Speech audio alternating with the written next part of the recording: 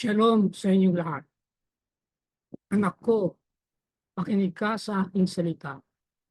Ikiling mo ang iyong pagdinig sa aking mga wika. Huwag mong hayaang sila'y wala sa paningin mo. Ingatan mo sila ay buturan ng iyong puso, sapagkat sa mga nakakatagpo sa kanila, ang mga ito'y buhay at kagalingan at sa kanilang buong katawan. Kawikaan 4:20-22. Welcome po sa Good and Faithful channel dito sa YouTube. Dalangin kong maging pagpapala ito sa iyo tuwing ikaw ay magbubukas at manunood. Ang pangunahing mapapanood mo ay ang pagtatalakay ng lingguhang pag-aaral ng salita ng Diyos. Darating ang araw na madaragdagan ito ng mga serye ng pag-aaral sa ibang paksa tungkol sa pagiging katiwala ng Diyos. Anong nagtatagumpay sa iyo? Liwanag o kadiliman? Ang malaking galian. Bago tayo pumalaot ay manalangin muna tayo. Panginoong Diyos, Ama namin sa langit, ginawan sa aming mga paa ang salita mo. At liwanag sa landas namin, kami sumumpa at pinagtibay namin ang aming tutuparin ang matutuwid na mga batas mo. Muli kaming buhayin, O Panginoon, ayon sa iyong salita. Ikinikiling namin ang aming puso upang ganapin ang iyong mga batas, magpakailanman hanggang sa wakas. Amen. Ang ating dalangin ay mula sa awit 119 at talatang 105 at patuloy. Pangatlong leksyon. Ang ilaw ay nagliliwanag sa kadiliman. Ang ating susing talata 1:12-35. Kaya't sinabi sa kanila ni Jesus, ang ilaw ay kasama ninyo ng kaunti pang panahon. Kayo'y lumakad habang nasa inyo ang ilaw upang huwag kayong abutin ng dilim. Ang lumalakad sa dilim ay hindi nalalaman kung saan siya tutungo. Sa mga taong pagkatapos ng kamatayan ni Kristo, libo-libo ang mga pinahirapan ng Imperyong Roma. Gayunman, marami ang tiling matapat at ang iglesia ay lumago. Ang ika-4 at ika-5 mga taon ay mga panahon ng kompromiso ng ang mga obispo ng iglesia, pinaghalo ang mga paganong practice sa mga Kristiyanong katuruan. Gayunman, kahit sa pinakamahirap na panahon ng buhay, patuloy na kasama ang Diyos ng kanyang mga bayan. Nanatili silang tapat sa naihayag na kalooban ng Diyos at tumindig para sa katotohanan ng kanyang salita. Muli ay tatlong paghahati ng leksyon. Una, ganito ang sabi ni Satanas. Ikalawa, ganito ang sabi ng Panginoon. At ang ikatlo, labanan para sa isip. Sa unang pagkakahati ay may dalawang tatalakayin. Una, kompromiso, estratehiya ni Satanas. Ikalawa, mababangis na lobo. Sa ikalawa ay dalawa pa rin ang tatalakayin.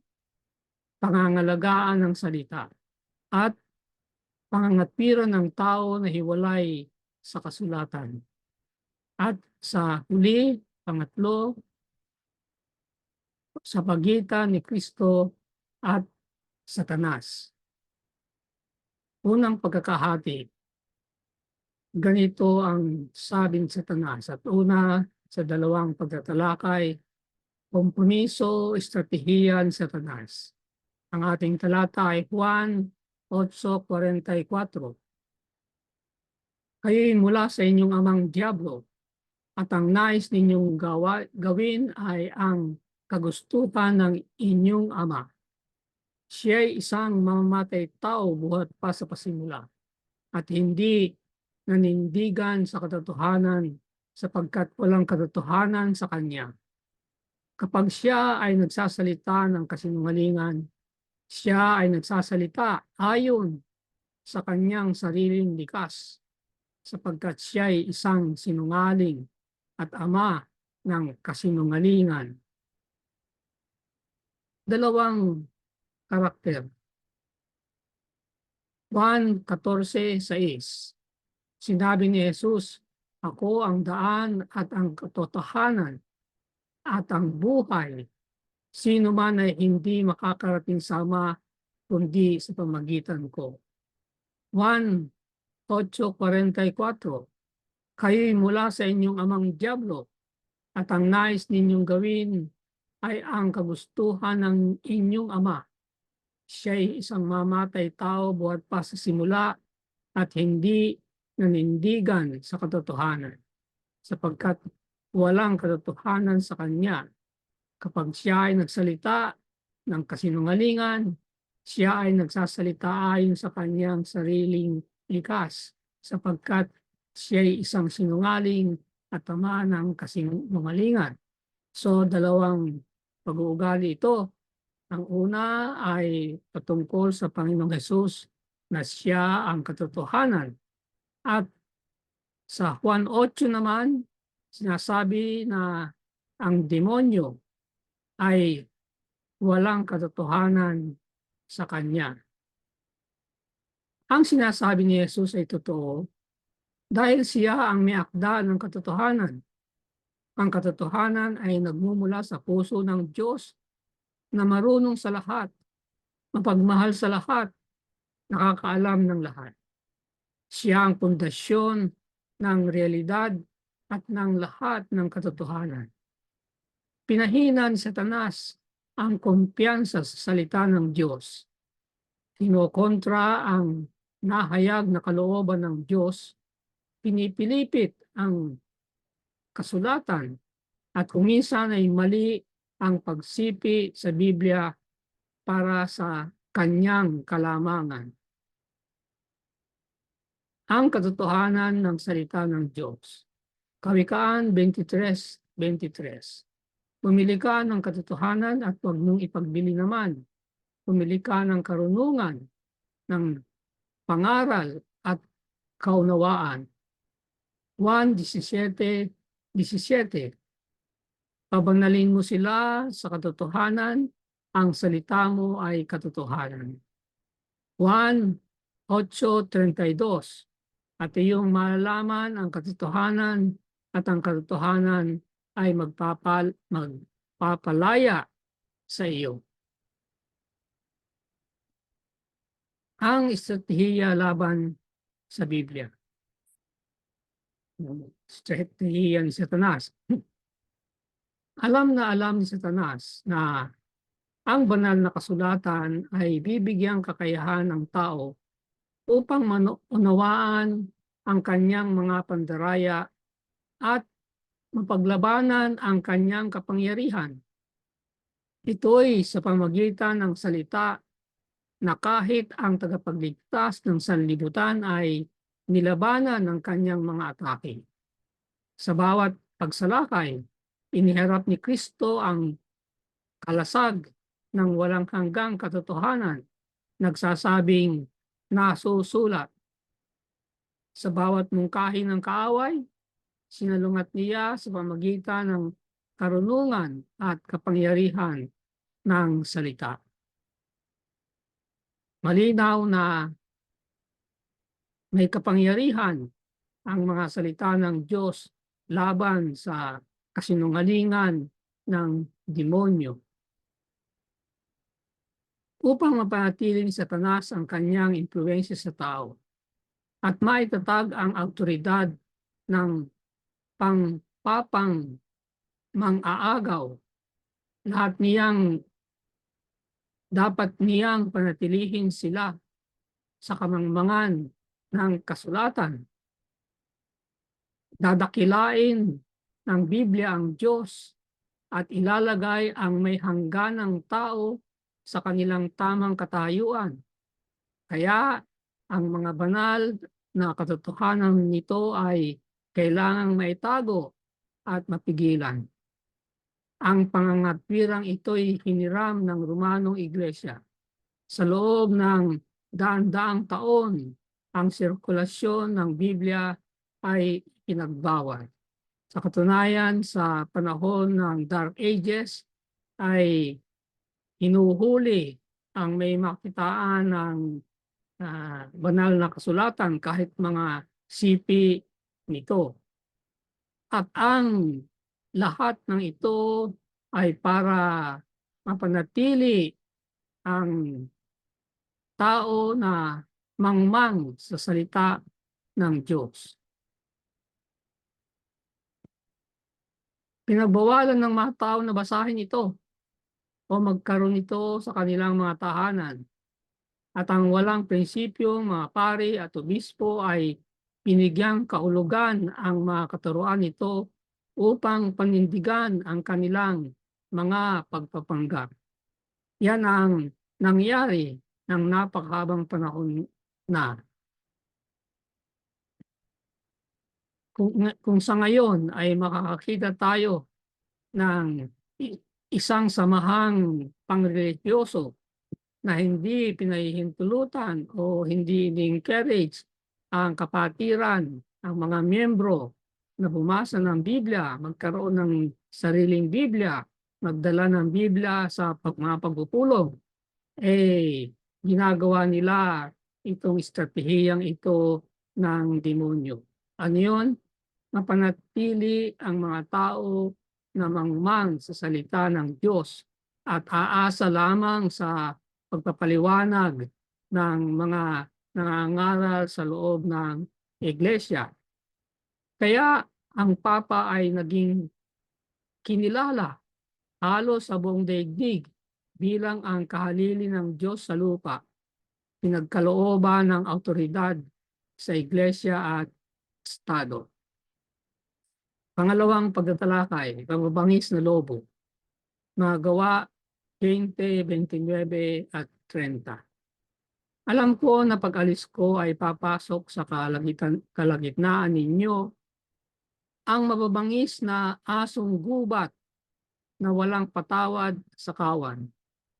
At lilitaw mula sa inyo na ring kasamahan ang mga taong magsasalita ng mga bagay na lihis upang akitin ang mga alagad na sumusunod sa kanila.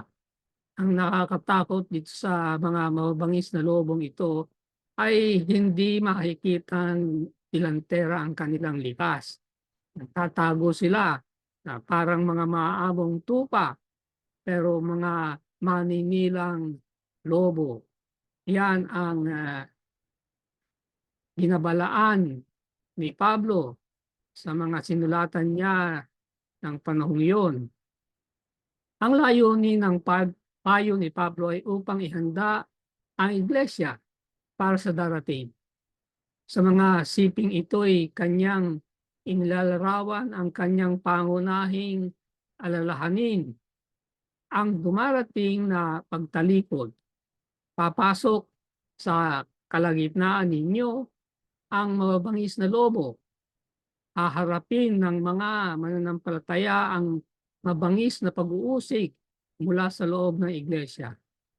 At lilitaw mula sa inyo na ring kasamahan ang mga taong magsasalita ng mga bagay na lihis upang akitin ang mga alagad na sumunod sa kanila.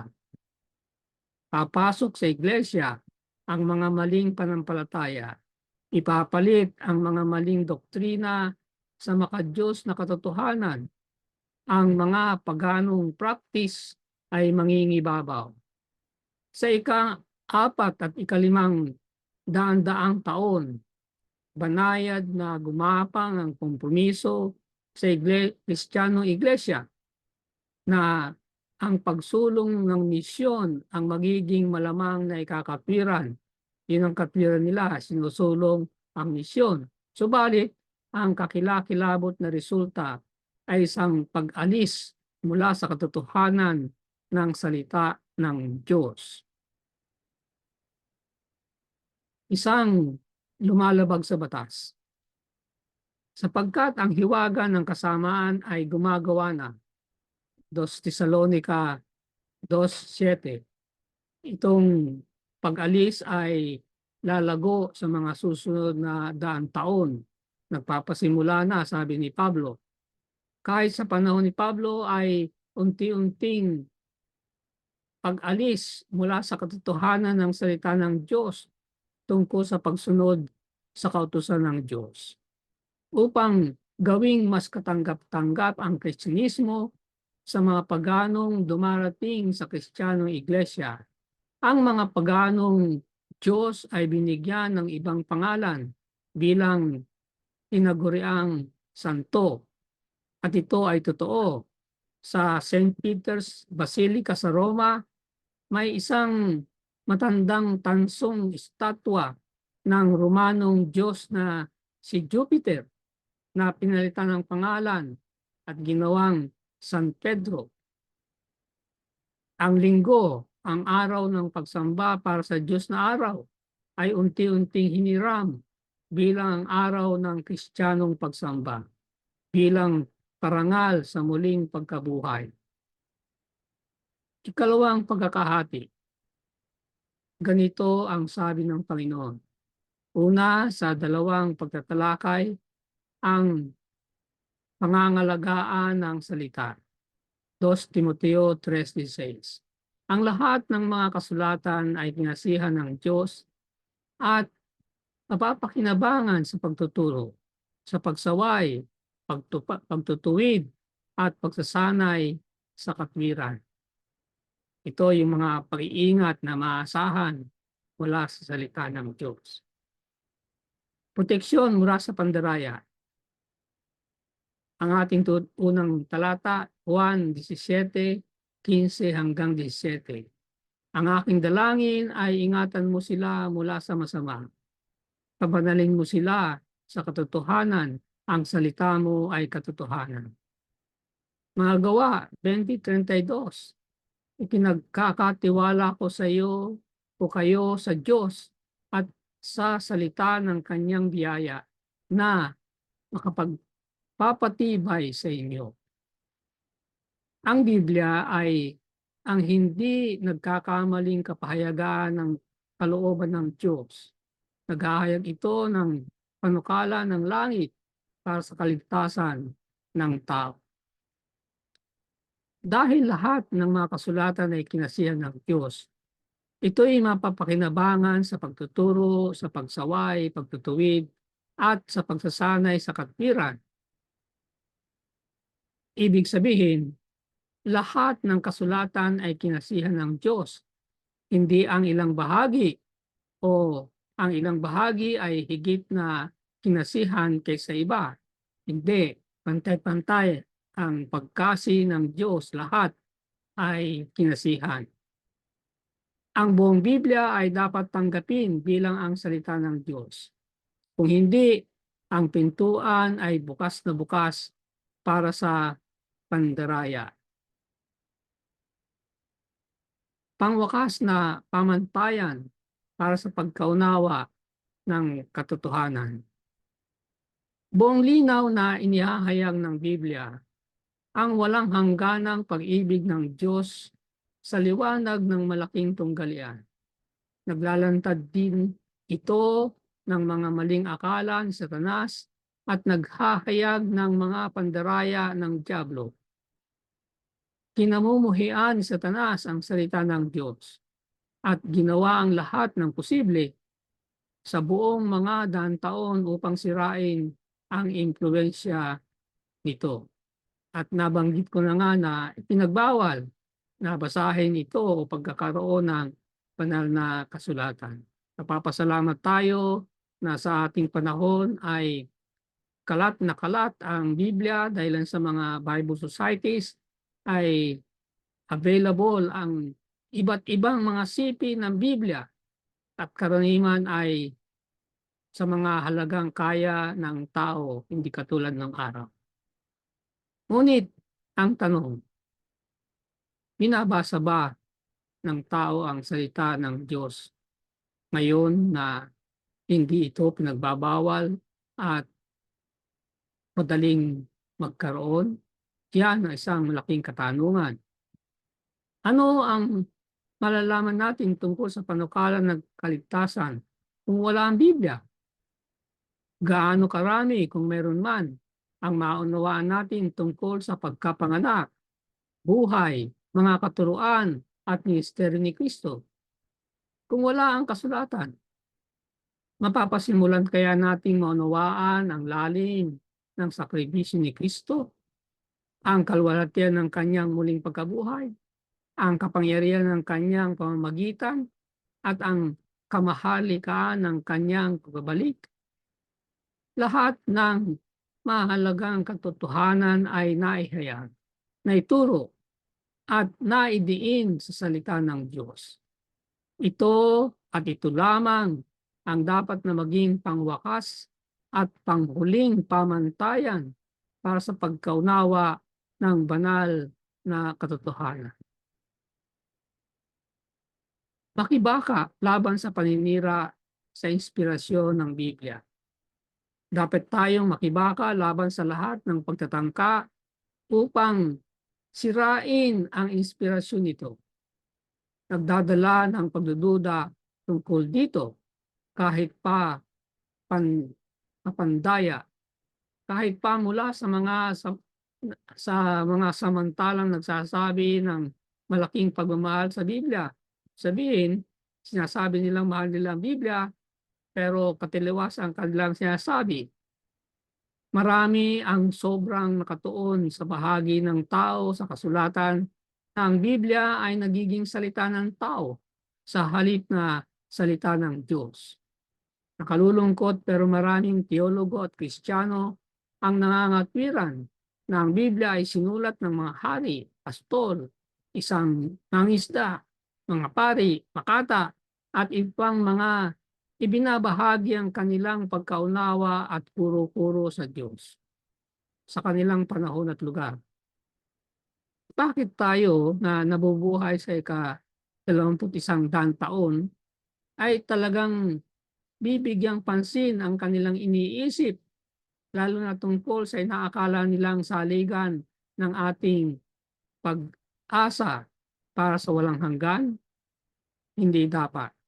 Ang Biblia ay hindi salita ng tao, salita ng Diyos. At ang nakalulungkot ay kagaya ng nabanggit ko, maraming teologo, mga Kristiyano na nagsasabing mga salita lang ng tao, puro-puro nila ay sa kanilang karanasan, sa kanilang panahon. Ang kahalagahan nito sa panukala ng kaligtasan. Awit 119, 105. Ilawan sa aking mga paa ang salita mo at liwanag sa landas ko. Talatang 116. Alalayan mo ako ayon sa iyong salita upang ako'y mabuhay. Talatang 130. Ang paghahayag ng iyong mga salita ay nagbibigay ng kaliwanagan, nagbibigay ng umaga, unawa. Talatang 133. Ilatag mo o itatag mo ang mga hakbang ko sa iyong salita. At talatang 160. Ang kabuuan ng iyong salita ay katotohanan. Pangalawang pagtatalakay, pangangatwiran ng tao na hiwalay sa kasulatan. Kawikaan 16:25. Merong daan na tila matwid sa isang tao, ngunit ang daang tungo sa kamatayan ang dulo nito. Ang katotohanan na isang bagay na makadiyos na kapahayagan. Gumagawa ang banal na espiritu sa pamamagitan ng ating mga isip. Inaanyayahan niya tayo na siyasatin ang mahiwaga ng sansinukob. Ito yung tinatawag nilang espiritu sa espiritu. Ang ang pakipag-usap sa atin ng banal na espiritu ay sa ating mga isip. Hindi natin narinig ang kanyang tinig. Pero kung mataman tayo sa ating pagbabasa ng salita, ay sa pamagitan ng salita ng Diyos ay tayo'y kakausapin niya. Gayunman ang katalinuhan ng pangangatwiran ng tao lamang ay hindi kayang matuklasan ang makadiyos na katotohanan ng kasulatan. Tandaan natin, ang Biblia ay salita ng Diyos, isipan ng Diyos. At ang isipan ng Diyos ay hindi isipan ng tao. Kaya kinakailangan ang Diyos ang magpapaliwanag. Yan ang ministeryo ng banal na espiritu. Ang katotohanan na hindi isang bagay na palapalagay ng tao. Ito isang bagay na makadiyos na kapahayagan. Ibinubunyag ang mga pandaraya ni Satanas. Kawikaan 6:25. Mayroong daan na tila matwid sa isang tao, ngunit ang daang tungo sa kamatayan ang dulo nito. Mga Hukom 21:25. Ginawa ng bawat tao kung ano ang matwid sa kanyang sariling paningin. Nagkanya-kanya sila. Ano kaya ang dahilan? Kaya sabi na mga tala ay ng mga araw na yon ay walang hari sa Israel. Kaya pala, kanya-kanya. Isaiah 53:6. Tayong lahat ay gaya ng mga tupang naligaw. Bawat isa sa atin ay lumihis sa kanyang sariling daan. Siya nga naman, pagka walang pastol, walang gagabay sa mga tupa, magsisikalat yung mga yan. Isa sa pinaka-epektibong pandaraya ng demonyo ay upang akayin tayo na paniwalaan na ang pangangatwiran ng tao ay sapat upang maunawaan ang kalooban ng Diyos kahit na walang tulong ang banal na espiritu at hindi nakababatid sa pamamagitan ng salita ng Diyos.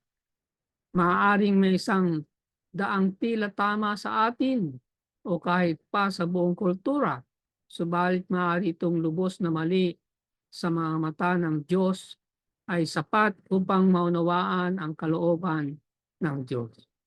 Ang sinasabi rito ay kahit pa lahat ay nagsasabing tama, kung mali yan sa paningin ng Panginoon ay mali. Hindi pwedeng idaan sa bilang na sapagkat marami ay totoo. Pangwakas na tagahatol ng katotohanan at moralidad. Ang katotohanan at kamalian, tama at mali, mabuti at masama, ang mga ito ay maaaring maging tamang mauunawaan lamang sa liwanag ng salita ng Diyos. Ang sumasalungat sa Diyos at kanyang salita ay kamalian at yung tumutugma sa Diyos ay katotohanan at kabutihan. Gaano ngang mahalaga na ginagawa natin ang salita ng Diyos na pangwakas na tagahatol ng katotohanan at moralidad. Napakahalaga ng isipang yan. Ang panubok natin ng tama at mali ay nasa banal na kasulatan. Doon tayo magagabayan ng tamang pagpili, moralidad na pagpili. Pangatlong pagkakahati, labanan para sa isip. 2 Corinto 4:3 hanggang 6. At kahit ang aming ebanghelyo ay natatalukbungan pa, Ito ay may talukbong lamang sa mga napapahamak sa kanilang kalagayan. Binulag ng Diyos ng sanlibutan. Ito ang pag-iisip ng mga hindi mananampalataya upang huwag silang makita ang liwanag ng ebanghelyo ng kalwalhatian ni Kristo na siyang larawan ng Diyos. Sapagkat ang Diyos ay nagsasabi, nagniningting ang ilaw ng kadiliman na siyang tumatanglaw sa aming mga puso upang magbigay liwanag sa pagkakilala ng kalwalhatian ng Diyos sa mukha ni Jesucristo. Sa pagitan ni Kristo at Satanas, ang pangunahing gawain ni Satanas, padilimin ang mga pag-iisip. Ang labanan sa pagitan ni Kristo at si Satanas ay isang labanan para sa isip ng tao. Roma 7:2 at 23-25.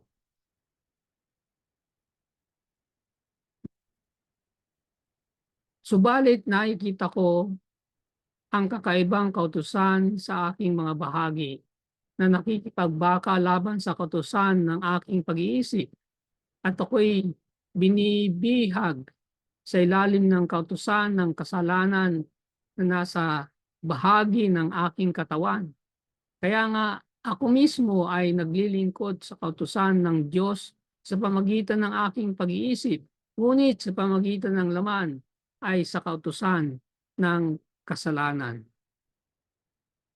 So kita natin dito ang agawan sa isip ng tao.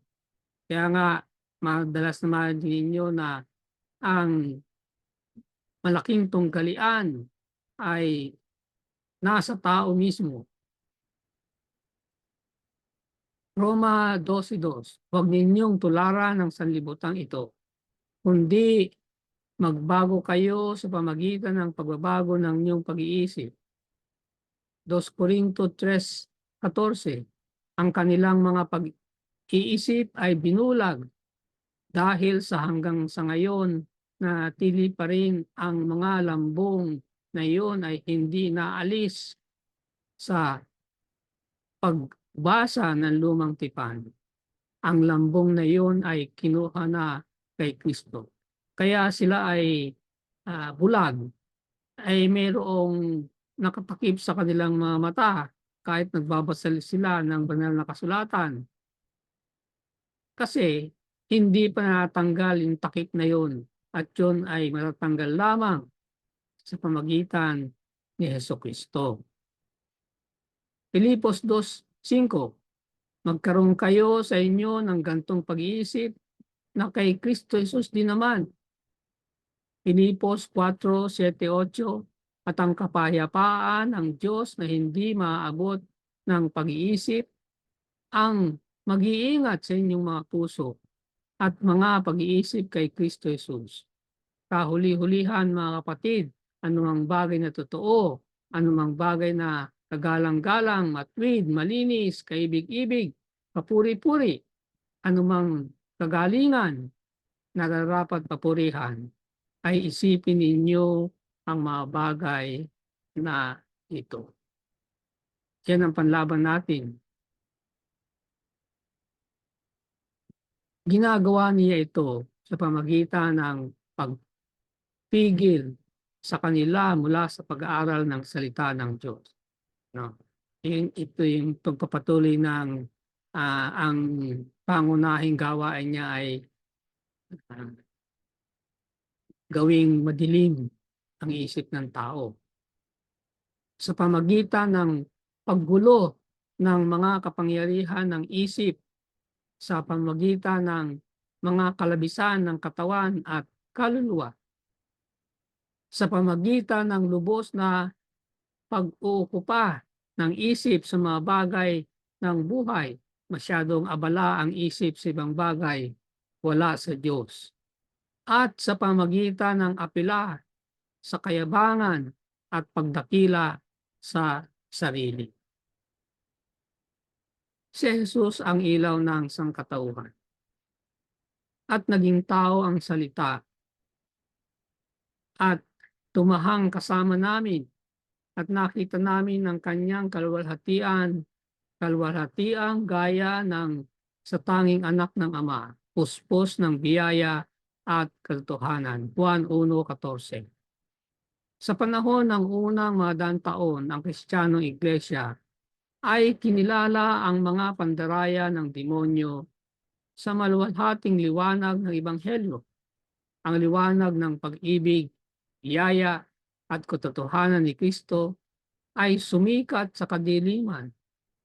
Ang mga manampalataya ng bagong tipan ay lubos na natatalaga kay Kristo bilang isa na liwanag sa kanilang kadiliman. Sila'y tinubos sa pamagitan ng kanyang biyaya, binago sa kanyang kapangyarihan, at naudyukan ng kanyang pag-ibig. Kahit ang kamatayan ay hindi malagot ang kanilang tali ng katapatan kay Kristo. Huling salita. Ang katulad na espiritu ng pagkapuot at pagsalungat sa katotohanan ay nagpasigla sa mga kaaway ng Diyos sa bawat kapanahunan, at ang katulad na pagbabantay at katapatan ay naging kahilingan sa kanyang mga lingkod. Ang salita ni Kristo sa unang mga alagad ay naaangkop sa kanyang mga tagasunod sa pagsasara ng panahon. Tayo yun. Ang sinasabi ko sa inyo ay sinasabi ko sa lahat, magbantay kayo. Marcos 13:37. Dalangin ko para sa iyo. Sa ngalan ng ating Panginoong Hesus, dalangin ko para sa iyo na tuwing matapat mong pag-aaralan ng salita ng Diyos ay gagabayan ka ng kanyang banal na espiritu at mapabanal ka nito ayon sa kanyang pangako. Amen. Sumayin niyo ang Good and Faithful channel dito sa YouTube. Ako'y patuloy na nagpapasalamat sa mga taong tumutulong upang mangyari ito at makarating ito sa kaalaman ng marami pa. Pagpalain nawa sila ng Diyos. Malaki ang iyong magiging bahagi sa ministeryong ito kung ikaw ay magsusubscribe kung hindi pa. At kung naging pagpapala ito sa iyo ay mag-share, mag-like. I-click na rin ang notification bell upang kagad ay malalaman mo kapag may bagong video. Ang PowerPoint presentation ay may da-download mo rin mula sa aking Facebook account. Maraming salamat. Magkita tayo sa susunod na linggo.